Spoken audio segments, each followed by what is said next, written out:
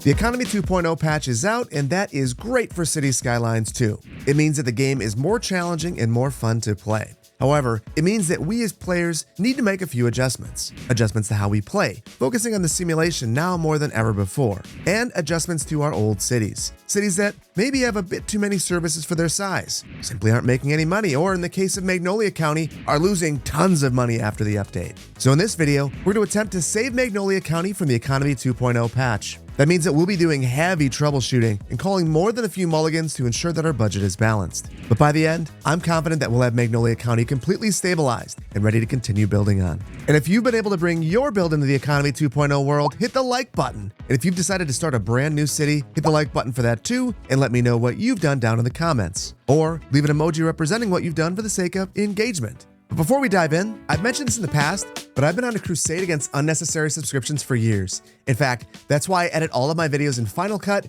and why I design all of my graphics and thumbnails in Affinity. And that's one of the reasons why I love today's video sponsor, Rocket Money.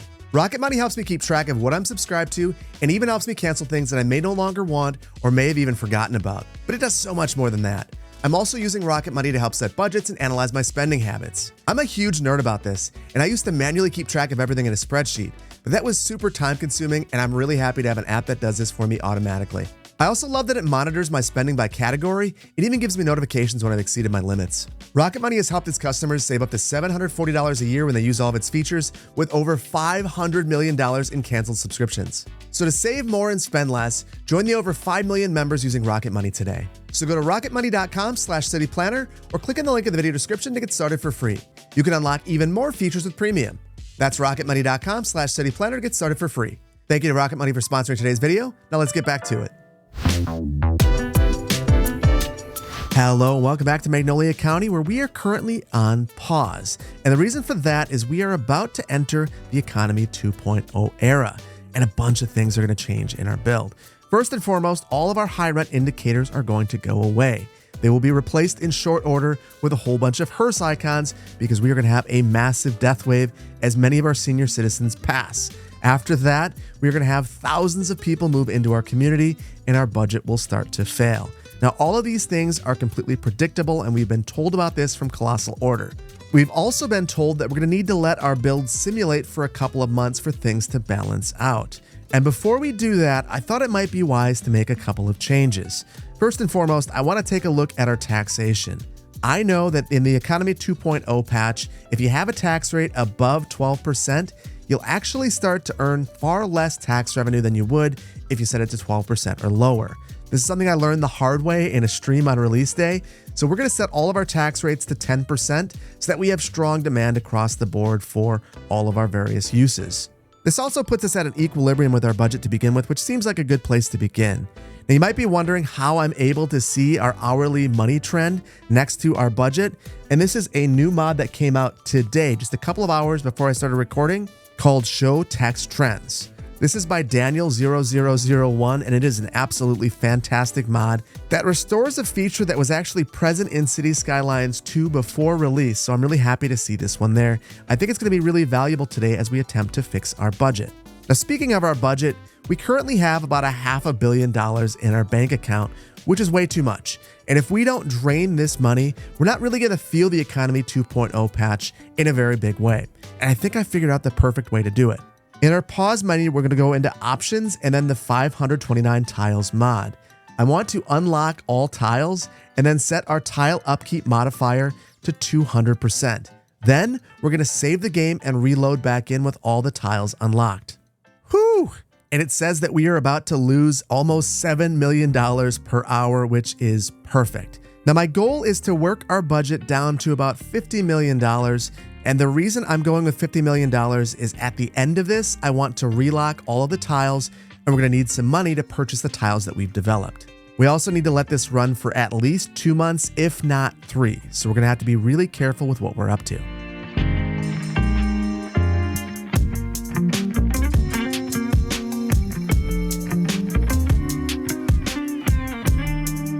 Okay, I finally get to stop that. For the last 51 minutes, I've lost $1 million every 6 to 7 seconds. So we've completely run the well dry in terms of our city's budget. The other thing that we've accomplished is we have stabilized the build. You can see that we no longer have a big death wave. We no longer have any high rent problems. In fact, the only issues that I'm really seeing right now, we have one waiting for ambulance indicator and a couple of not enough customers indicators, which I'm not overly concerned with right now. That said, the next step is to save the build and then load back in with all of the tiles locked. And here we are on pause with all the tiles locked, and you can see that we're now making $84,000 per hour. But that's going to change in short order. We are going to grab every single tile that has some form of development on it, so long as it's not just a transportation network or a power line.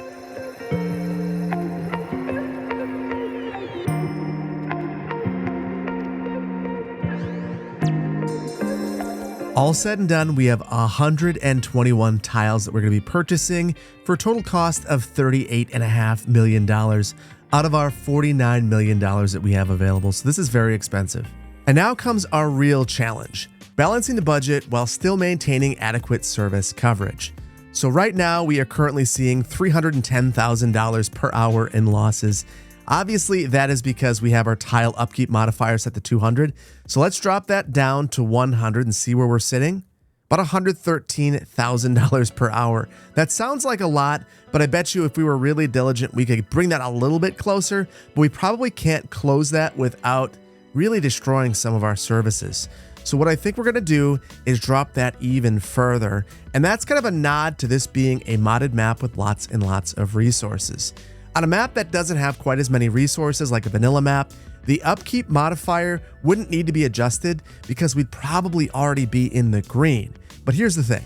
If we look at this map, I have resources everywhere. In fact, in some areas, I have 2 resources. So what this means is that our upkeep is really high for every single tile because the resources available on a tile are part of what makes the tile expensive from an upkeep standpoint.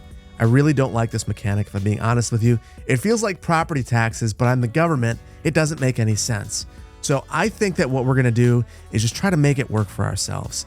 So let's go ahead and drop this down to 50%. And this is now $14,000 per hour. This is a tile upkeep of roughly $2.3 million, which sounds like what I'd expect to see on a vanilla map with this level of development and this many tiles unlocked. Now, one thing I want to adjust right away is our taxes. You can see that our office demand isn't as high as everything else. And I think that that's honestly a problem, and we're likely leaving some money on the table. So that's the very first thing I want to do. We're going to drop this down to maybe 9%, and then right away pay attention to our demand bar. I want this to be completely full. We didn't quite get there, so let's drop it 1% more. And now that we've got this adjusted, I want to take a look at our services and adjust them one by one to make sure that we have adequate coverage and make sure that we aren't overspending in areas where maybe we shouldn't be. But let's start out with roads. We want to make sure that we actually have a road maintenance depot and that the road maintenance depot that we have has enough capacity in it. Now, I believe that we have one of these over in our industrial park. I believe it's in the back right here, and it's operating at 114% efficiency, 10 employees, costing us $30,000 per month. I want to point out one thing that's new as a part of this update. This category that says wages, completely brand new. So this is something we're gonna have to keep an eye on because when you're placing a building, like for instance, the road maintenance depot, it will show us that this has an upkeep of $15,000 per month, but it's not telling us what the wages are gonna cost. The other thing that I've noticed, so this building in particular says that it's $30,000 right now. If I replace this, the upkeep is going to go up. And I'm not sure if this is a balancing thing, a way to kind of ease us into the new economy, but it is a thing. So now that we've replaced this, it was $30,000. And now instead of having 10 employees, it has 30 employees and it's costing us $62,000 per month. So that was a little bit of an L because we are going to have to deal with that from here on out. We could have just kept it as it was, but it's okay. We will figure it out. Now we do have 10 vehicles in use here, and I want to take a look at our road condition, and it honestly looks like we could use another couple of vehicles. So for the most part, our condition is good, but some of those local roads could use some work. And I believe that our upgrade adds an additional 5 vehicles. So this adds 50% capacity. I think it is a valuable adjustment for us to make. This says it has an upkeep of $7,500. However, I believe it's going to add more employees. Indeed, it added 10 more. So we're going to see that wage number jump through the roof. This is something that we need to factor in every time we upgrade a building. Next up, let's take a look at electricity. And I think that we have a couple of opportunities here. We have some battery backup stations that I placed because I thought that they looked cool. They had a good massing, but I don't necessarily think that that makes a ton of sense right now. This right here is costing us $58,000 per month. That is good money that could go towards something else. So I'm going to get rid of this. And we'll get rid of these lines as well. In front of our power plant, we've got these 2 parking lots, and these aren't doing much for us. Editor Phil here, and I'm not sure about you, but it sounds like I'm about to go off on a tangent, doing things that aren't really related to the power budget. Now, what we figured out here is that these parking lots cost about $50,000 per month. So as far as a vanity project goes, they're very expensive. So we will eliminate these. It will not help our power budget, but it will help our overall budget. We then pull the power plant forward and straighten out our distribution lines. And the main reason for that is I think because of the high unemployment rate that we have because of this update, we're going to need more space in our industrial park. So a little bit of a mulligan, not at all a fix to our power budget. Got sidetracked, got me brain. It's what I do. So let's get back to what we're supposed to be doing. We've got another battery backup way over here by our Snap-on factory. So we'll get rid of this. And I'm going to replace this with a transformer. This is only $3,000 per month. And if I'm not mistaken, this doesn't have any employees. And indeed, no wages here. And we're saving about $50,000 per month relative to the battery backup, which was never necessary. Again, it just looked cool. But this transformer will at least mean that we don't have any bottlenecks in this area. And then the final thing I want to do with power is actually revise our budget. From my understanding, when we overproduce power and export it to the region, we are still at a net loss. So it would be better to not overproduce electricity than to overproduce electricity and sell it. So what I think we should do is drop our budget for electricity. Now, this is one of the few services that I think it's okay to drop the budget for. So let's have a little bit of an experiment here. I'm going to drop this to about 70%. Now, no, dropping this 70% doesn't mean we lose 30% of our capacity. We're actually losing 36% because it's not linear. That said, we still have an overhead of 24.5 megawatts, and you can see that our budget has narrowed. So what that means to me is this was the right call. We don't want to have a whole bunch of power that we're exporting to the region. In fact, it's narrowed even further. Now our deficit is about $11,500 per hour. And that brings us to water and sewage. And I know that we've got some significant issues here. You can see that we are importing water and we're way overproducing on sewage treatment. Couple of things that I want to fix here. So we've got a sewage treatment plant right here that has a bunch of extra capacity for no reason. And I can test that by clicking on the sub-building and now disabling the sub-building and then looking back at our overall processing capacity. And you can see it dropped by 100,000 right there. So we did not need that sub-building. So I'm going to delete this sub-building because it has a maintenance cost even if it's disabled. And then I'll also get rid of these couple of cosmetic sub-buildings that we added that don't function but still cost us monthly. And we'll replace all of that with some industrial buildings. In the future, if we have to use a little bit of eminent domain on some industrial buildings, I'm not overly concerned, and that's something I could see the county actually doing. So now I think we got to shift gears and think about our water. And this is a more interesting situation because we are currently importing water. So the first thing I want to do is go over to our water pump and talk a little bit about why water pumps versus water towers and why we might want to get rid of the one water tower that we have. So we've got this one water pump right here. The water pump costs $5,000 in upkeep per month, but it does have employees. Again, no way to tell that from this. The water tower, on the other hand, costs 3 times as much, produces 1/3 as much water, but does not have any employees. So I think we probably are going to eliminate the one water tower that we have. And I want to think about upgrading this one water pump that we have. This has a relatively low number of employees. It's 4, so our wages aren't very much. I'm really hoping that when we add this upgrade, which is only supposed to be $3,500 per month, and really add 50% onto our water capacity, I'm hoping it doesn't also add 4 more workers, but we're going to find out. It does, 4 more workers, and it's significantly more expensive, but it's still relatively inexpensive compared to adding a comparable number of water towers. That is fascinating. So we are now both importing and exporting water. So we're going to have to figure out where on the edge of the map We have a building that is connected to the outside world, but not our existing water network. But first, I'm going to go over to Bailey because I know that we have a water pump tower over here, and I don't want this thing anymore. I think that this is a problem. So we'll get rid of this, and then we'll destroy all of the evidence. Now we've got to figure out where we have this water being imported. And I'm guessing it's an area like this on the edge of the map where we have an outside connection. Like this one right here. I guess nothing's happening there, but you can see when it's active because there'll be water flowing through the pipe. Interestingly, we have sewage coming through here, but not water. And that makes me think that maybe it's happening over here. Look at that. We've got water coming in through this external connection, but not sanitary sewer. That's coming out this other way. I'm not sure why that's happening, but I do have a solution. We'll add a combined pipe underneath the road here, right where it belongs. And now as soon as that got connected, you can see that the water is flowing through this pipe to what I believe is just a wireless tower. And now our import is nothing.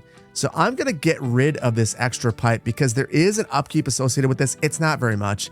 It's $125 per kilometer per month, but still, let's not have redundant pipes that aren't actually doing anything. Before we move on from water and sewer though, I just want to point out one thing. We currently have very little overhead in our water system, and we have more sewage treatment capacity than water availability. So that means that if we wanted to turn down our budget, we actually couldn't without forcing our city to import water. So I really want to think about adding another water pump. I think we might even add that right here near our transmission line, assuming that the city would own a bit more land over here. Now, our water and sanitary sewer availability is basically equal. And what that means is we can lower our budget here. Just like power, this is something that we can actually lower the budget of, and we absolutely should, because it's going to save us money relative to exporting our excess water capacity, especially since we can't export sewage capacity. So for this one, I'm going to adjust this maybe to 90%. Yeah, that gives us a bit of overhead. I think that we're in a good spot. The next service we have to take a look at is healthcare and death care. And again, this is an important one. We want to make sure that we are serving every area really, really well, and that we don't have people waiting to get picked up to go to the hospital because they can't be workers then. So this is something that can actually cause a death spiral or a taxes spiral, whatever you want to call it. These little icons right here show that we've got someone waiting for an ambulance, and they're starting to crop up all over the place. So what I think we've got to do is one of two things. We either need to consider adding a hospital to the region, which I don't think we can afford right now, or we can add ambulances onto our medical clinics. Now these things, again, are much more expensive than we thought that they were because they now have employees. And as soon as we add our ambulance depot, my guess is they're going to dramatically increase the number of employees here as well. They added 8 employees for our 5 ambulances, but reasonably, we need this. This is going to allow us to fill up our hospital in a way that we weren't necessarily doing so before. The other thing that I want to think about is adding districts for everything, because we're not really doing that in a very consistent way throughout the build. So for this hospital, for instance, or this clinic, let's select all these areas right here. And now it's serving just these folks right here, and hopefully picking up these few folks that are waiting for an ambulance. Now I'm going to do this exact same thing throughout the entire region because it's a problem that we are experiencing throughout the entire build.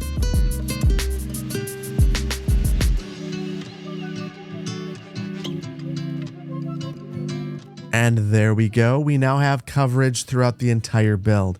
Now, one of the things that I've got to do is kind of go through all of these districts and make sure that we are actually covering every area that we've developed, because in a few instances, we're not.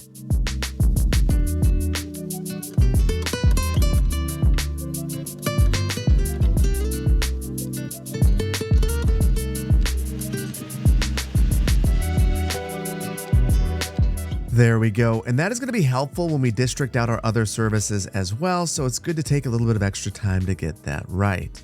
Now, going back in and taking a look at our healthcare, we can see that we've got excess capacity, but that is completely fine. With healthcare in particular, I'd rather have more capacity than not enough. For our death care, you can see that we actually have a deficit in terms of our crematorium availability, but I wouldn't worry too much about that because we have cemeteries and we have a lot of capacity there.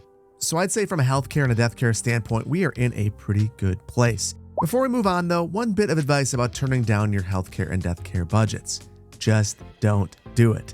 If you do, you will have less ambulances available. And if you have less ambulances available, your sick citizens won't get picked up, they won't be employable, and you will start a death spiral in your entire city. It is a huge problem, so just don't do it. Next up, we have our garbage management. And interestingly, this is the other utility that can cause a death spiral because again, if we don't have adequate garbage management, we start to lose efficiency at our utilities and at our businesses. Now, the utility part is what we care the most about. So let's take a look at this. And I think we've got way more garbage capacity than we actually need because we've built a recycling center and an incinerator. Now, our recycling center currently has a processing speed of about 1,500 tons per month. We're using less than a third of that. Looking at our incinerator, we have 3,000 tons per month and we're using about a third of that. So each of these centers costs almost $200,000 per month for this one. This one's $150,000 per month. And I just don't think that that is a wise use of our money. So we're going to shut down the recycling center. Two reasons for that. Even though it's a little bit cheaper, even though it has enough capacity in terms of processing speed, it only has 15 garbage trucks. So we'd have to expand the capacity. I think we only have one upgrade. That's 10 vehicles. 25 is not going to cut it.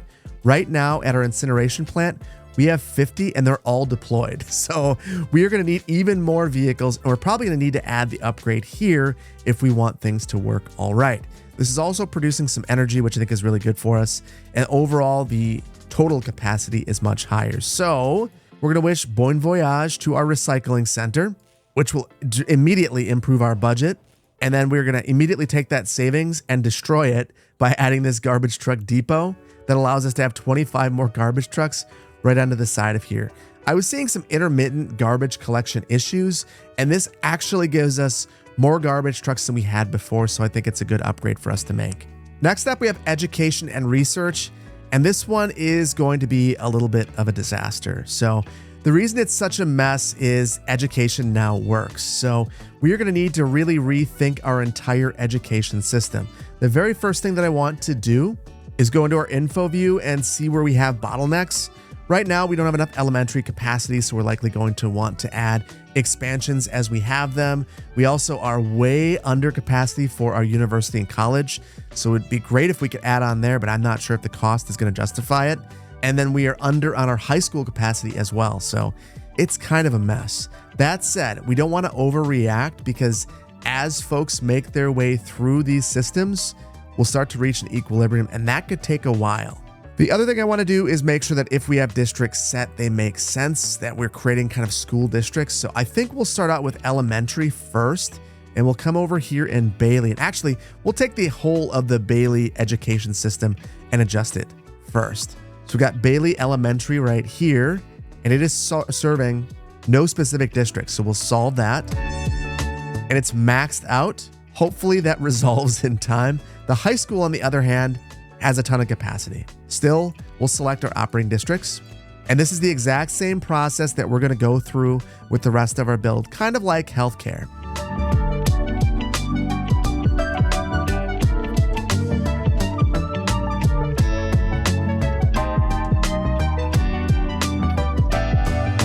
Now, I've adjusted all of the elementary schools and most of the high schools, but I wanted to show you something special here. So we've got our Charity Bay High School, and it is almost at capacity. We have to assign a district to this, but I also want to make a couple of other changes. So we've got this high school sports field that right now is not associated with anything. What we're going to do is eliminate this, and then I want to place a high school football field over there. Now that might seem like it's out of reach because it's outside of this boundary. However, with Anarchy on, we can place this wherever we want. So we have snapping to the sides of the road on. I'll just place this right here. And just like that, we have a high school sports stadium right over here, still associated with the high school, which means that when I hover over this, the high school is selected as well. We can apply that exact same mentality over here. We have an elementary school children's clinic that's kind of floating around over here, not associated with anything, not doing anything. I'm going to eliminate this, as well as some of our elementary school playgrounds that we have the exact same thing happening with. And then we'll associate all of those with this elementary school. And now when I hover over any of these assets, they all get selected all at once, and they are all associated with that elementary school, which means that they are all working, which is exactly what we wanted. Now, finally, we're going to take a look at our university and make a couple of changes here as well. So we've got our college, and you can see that we are filling this thing up. So we could add a bit of capacity here. I'm really nervous about the expense, but I think we're probably going to go for it anyway and try to figure out the budget after. So this upgrade will add 500 onto our 1,000 student capacity. So let's do that. And then we also have the University of Superior over here. This capacity looks okay. So I think I might just leave this one and not worry too much about that. But next up, I want to focus on fire and rescue coverage. And for the first time in the city's history, I think it's not our biggest expenditure. We have lots of little fire departments all over the place, and I have no problem with that. I think that's probably a good idea. My bigger concern is buildings like this one. This is an early disaster warning system. This is part of that fire and disasters budget. This is costing us $250,000 per month. Now, initially, I was thinking maybe we get rid of this, but look at this, negative 20% disaster damage citywide, and we have additional alerts. So I think that is probably a good one for us to have. The other disaster facility that we have, though, that maybe we want to get rid of is right here. We've got this large emergency shelter. It's costing us $55,000 per month. Reasonably, I don't think that this is necessary right now, and natural disasters aren't all that crazy in the game, at least in its current state, so I think we'll get rid of this. And the DLSS fade felt really good with that one. That felt... It felt very natural. Now, next, I want to go over to this facility. And this is one that it's really kind of the crown jewel of our firefighting apparatus in the community. And you can tell that because it's now costing us $1 million a month, which is absolutely insane. Most of it is wages. We've got a little bit of everything here. And I just think that it's not right for a city of our size to have this right now. We could turn this off. But reasonably, I think that for the time being, we're just going to get rid of it. We don't want to pay any maintenance on this. This is painful, but goodbye. And I think the most painful thing about that is that we really couldn't afford to replace that now if we wanted to. Now, this is a large property, and I think that we should still have some sort of firefighting happening right here. And I've got just the idea. Over in the town of Bailey, we have a firefighting helicopter depot over here. This was a direct response to the Great Fire, and though it has served us well over here, I think that we don't need to have this over here anymore, and I don't think we need to have two like we currently have. Fire spreading has been turned down quite a bit. So we're going to take this and move this where our large fire station was before, because this is an excellent spot for a firefighting helicopter depot. It's right by the water, and it's centrally located. So I think that this is basically the best spot that we could have in the entire region. And now this is costing us just a fraction of what that old fire station cost us, which is also good for our budget. That said, we've got two of these. The other one of these is in a really bad location. I added this way over here in our industrial park, and truly it doesn't make any sense. So let's eliminate this. And we're in the green now, which is excellent to see. That means that we're doing something right with our budget. Before we move on from firefighting, we will check this out and see if we have any areas with high hazard. And what I'm seeing for the most part is that things are looking good. We've got some trees that maybe could be protected. I'm not really going to worry about that a ton right now, which will probably come back to bite me later on. Next up, let's take a look at our police and administration. And I think we have a very similar story to our fire and rescue. I think that we've overbuilt here as well. Now, police and administration covers things like the city hall that we haven't placed. It also covers our welfare office, of which we have one, which I'm not going to worry too much about. And it also covers our police stations and our prisons, if we had those. Now, in the past, we were taking all of our criminals and sending them to the outside regions. So with the simulating that's been occurring, they should all be coming to our police stations instead. Now, we have this police headquarters building, which again is a building that probably belongs in a large urban center. and it is basically empty. So we've got 4 patrol cars here. We've got 5 criminals. Way too much expense on this building. We're spending almost $300,000 per month. So let's call a mulligan on this building. And I don't want to completely eliminate police coverage over here. So we're going to add a normal police station, which is a fraction of the cost and opens up a lot of space over here for redevelopment. And then just looking at this, you can see that it's costing us about 1/6 what that gigantic police headquarters cost us. It has 6 patrol cars. We only had 4 deployed before, so that should be fine. And it has 25 jail stalls, which should be just perfect for us because we only had a few people locked up here before as it was. And then lastly, before we move on, let's take a look at our police coverage. And we have a ton of jail capacity, 16 people arrested, 200 stalls available. Prison availability is an issue, so we might need to build a prison in the future. I don't think that's a today thing. And then our average crime probability is basically as low as it could be. And if we zoom out, we can see that most of the urban area is in a pretty good spot. And then we've got a couple of rural areas that are hotspots. Just reasonably, that's kind of to be expected in a rural area. Response times would be slower, so police coverage would be worse. So I think we're fine. I'm not going to add a police station out in the middle of nowhere. Next, we have transportation, and this covers mass transit as well as trains and our harbors. So I think we've got a bit of work to do here. I want to start out with our buses though, because I think that's where we have the most work to do.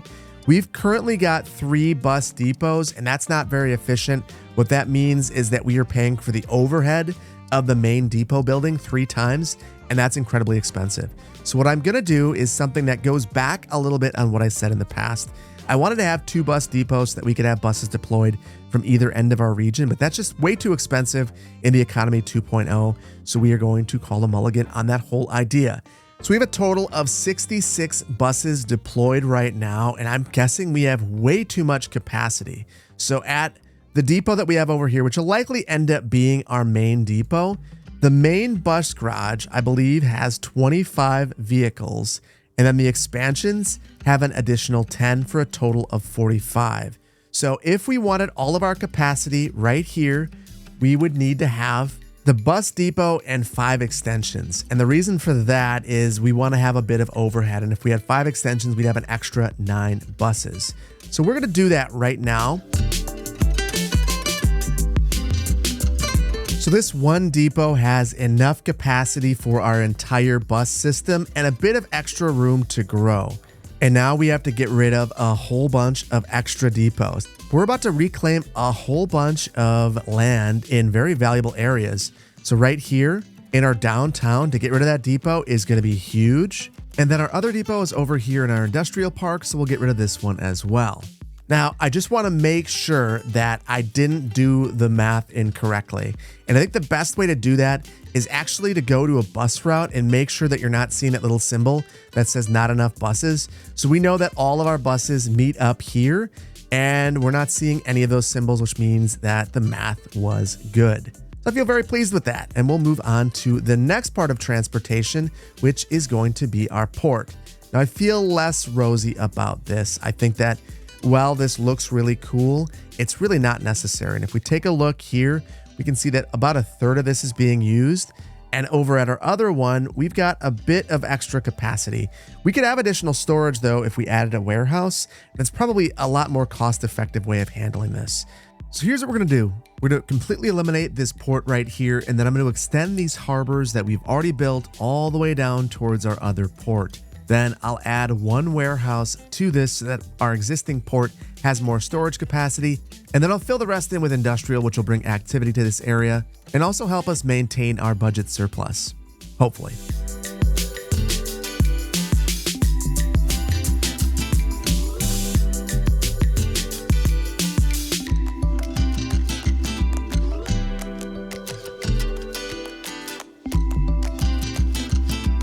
And there we go. I think that looks pretty good. I'm very pleased with how that's turned out. And the nice thing about it is, once again, this warehouse is a part of this larger harbor complex.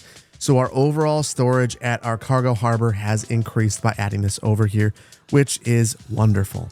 Now, the last thing I want to look at under transportation is over here within our industrial park. And we have this cargo train terminal. And I think that we've got a couple of warehouses here that aren't really benefiting us. One of which isn't even connected because of one of the changes that was made to this building as a part of the Economy 2.0 patch. So I'm going to eliminate this and this. And we still have this only 1/3 full. So that was a fairly good improvement for us. Interestingly, no wages here at the cargo train terminal. So I guess there are no employees here. I'm not going to try to fix that. I'm pleased with that. That's a good thing for us. In fact, I'm sure we can get rid of this and have the parking lots over here as well. We may do that a little bit down the line. But reasonably, that is a problem for a future episode. I want to take a look at our last two categories, and we have Parks and Recreation first.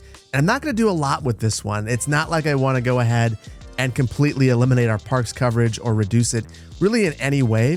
What I'm really caring about here is we've got our parks maintenance buildings, and I just want to make sure that they're actually reaching all of our parks. Otherwise, we'll beef up our capacity here. So I'm going to choose a couple of random buildings because I don't think we actually have a way to check this out short of our park coverage, which isn't really helpful. So let's just find some that are kind of a ways away. We can see 91% maintenance here. That's okay. This is a long ways away, 97%. So I think that our other park maintenance building is over on the university campus. Yep, right there. So Bailey is probably the other place that is super far away. And we can see 90% park maintenance. I think we're completely fine with park maintenance. And that brings us to our final category, communications. And this covers post offices, mail delivery, and mobile communications networks and the internet. All of them are communications services. So let's start out with our internet service. And what I think we're going to see here is mostly great internet coverage with a couple of weak spots. Interestingly, it looks like one of those weak spots is Bend, which is not good because that's where all of our people live. So here in Bend, you can see that we've got a couple of towers. We've got a radio mast right here, and another one right here, and another one right here. And that's providing us pretty mediocre coverage. We have an upgrade that could have been beneficial. The wireless network antenna, which gave us additional range. This other one gives us additional bandwidth, but it doesn't really increase our range. The bandwidth that it's giving us is pretty modest. I believe this is a 50% improvement. We'd have to add that to all of these, which would result in spending about $4,500 per month. I want to take a look to see what the upgraded telecom tower costs. It looks like we should just be able to place one of these and meet all of our requirements so long as it's placed appropriately. So I'm going to roll the dice a little bit here. We're going to get rid of all of our old telecom facilities, and we are going to replace all of those facilities with just one telecom tower. And you can see that no matter where we put this, the range is absolutely outstanding. I kind of want to get this away from downtown. If we were to place this on the top of the hill, it would really dominate the entire skyline. It'd be the tallest structure in all of Bend. I mean, it's still going to be no matter where we put it. But the last thing we want to do is really accentuate that height by putting it on the highest point in Bend. So our previous mast was right here. I think we'll just place it right here. Kind of a funky location, but I think it could be worse. We're going to place it right there, and we'll link up like that. I just don't want to place that directly on Respect Lane because in the future, that's going to act as kind of an important collector in this area. Now, I want to do one last check of our coverage, and you can see that things have improved a bit, but it's still in the yellow over here. And that makes me think that I might need to call a mulligan on my mulligan. I'm thinking that maybe I shouldn't have removed two of the towers, and we are going to add them back in, two of the radio masts. And you can see if we have this, it turns a greenish color. Same thing in the downtown area, and that makes me think I have made a mistake. So nothing to see here, folks. We'll just add that back. We'll add the upgrade that was there, and then we'll add this other radio mast back over here as well. The nice thing about this is these have dedicated roads going to it, so it felt a little strange eliminating these. I feel like everything is well in the world now that we've added these back. And now that we look at our coverage, absolutely acceptable. Absolutely acceptable. And then finally, we have our post office coverage. And this is one that I think we kind of not done a great job with. So first and foremost, all of the roads in red are places where we don't have very good post office coverage. Means that we didn't add any mailboxes. And then just in general, our mail service availability, the mail rate, is not very good. So we're going to start out by adding some of our post office mailboxes all over in our rural areas. I'm going to try to place these near public amenities. And honestly, this isn't a rural area. I just screwed it up. So we'll place these near parks. And the reason we're doing that is that's public property.